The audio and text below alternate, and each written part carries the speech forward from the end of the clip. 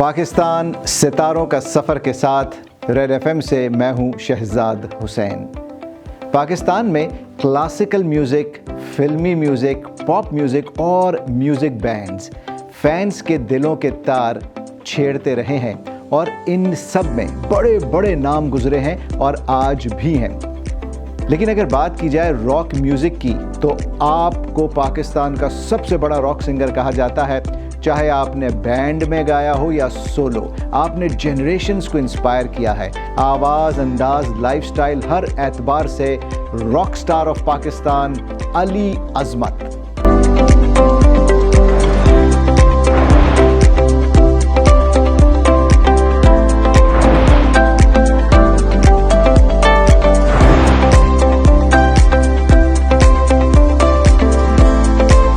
Singer, songwriter, musician, actor Ali Azmat Haveliyan Khyber Pakhtunkhwa में पैदा हुए।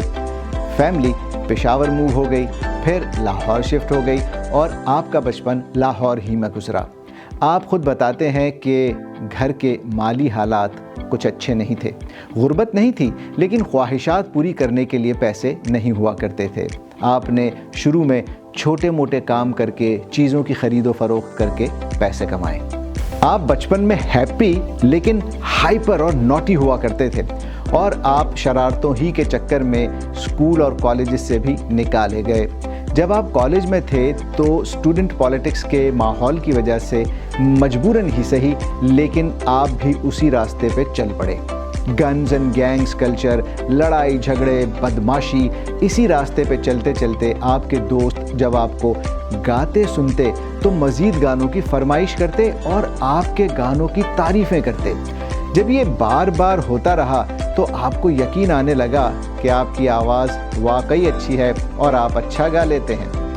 अली अज़मत बताते हैं कि आप और आपके कज़न्स और दोस्त साइकिल किराए पे लेके दूर इलाकों से जाके वीडियो कैसेट्स किराए पे लेके आते और British music chart, TV programme, top of the pops देख के इंग्लिश गाने सुनते, सीखते और गाते। आप कहते हैं कि आप ऐसे ही मुख्तलिफ सिंगर्स के गाने गाते गाते और उनकी नकलें उतारते उतारते सिंगर बन गए। अली घर में रैकेट को गिटार की तरह पकड़ के गाने की कोशिश करते तो घर वाले कहते ये क्या कर रहा है। घर में बताते कि आपको बैंड में गाना है तो कोई भी आपको सीरियसली नहीं लेता था। आपने एक दो बैंड्स में कोशिश की लेकिन बात नहीं बनी। फिर फाइनली एक बैंड जुपिटर्स में आपकी बात बन गई, लेकिन घर वालों ने आपकी बात का तब भी यकीन नहीं किया कि आप एक बैंड में बाकायदा गाते हैं।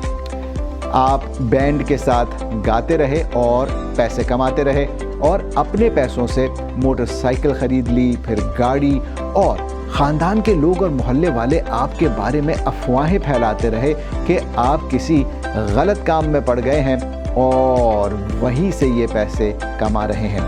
आप बैंड में गाते रहे और कमाते रहे और अपने ही कमाए हुए पैसों से ऑस्ट्रेलिया पढ़ने भी गए, लेकिन जल्द ही वापस आ गए।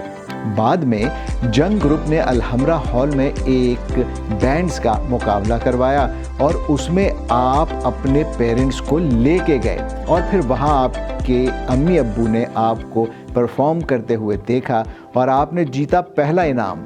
तो फिर आपके घर वालों को यकीन आया कि आप वाकई एक सिंगर हैं और एक बैंड में प्रोफेशनली गाते हैं।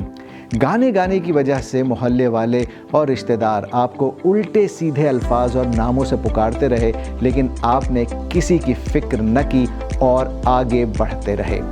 जुपिटर्स के बाद आप लीड सिंगर बने पाकिस्तान के सबसे बड़े और मशहूर बैंड्स में से एक, the rock band of Pakistan, जुनून।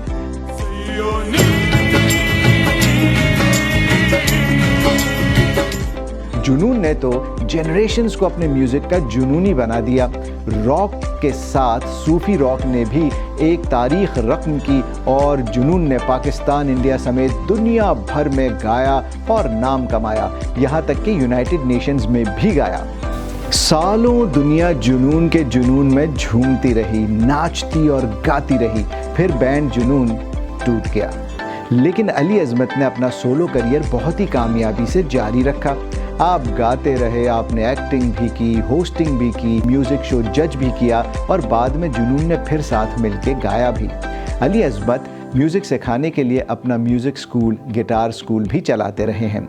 अली अज़मत का सिंगिंग का, एक्टिंग का, होस्टिंग करने का, सोचने और बोलने यानी हर चीज़ का अपना एक अलग ही अंदाज है और आपने जब जो भी किया है कमाल किया है। हम सब की दुआ है कि आप फ्यूचर में भी ऐसे ही कमाल करते रहें। ये दर्द है तो क्या, ये इश्क की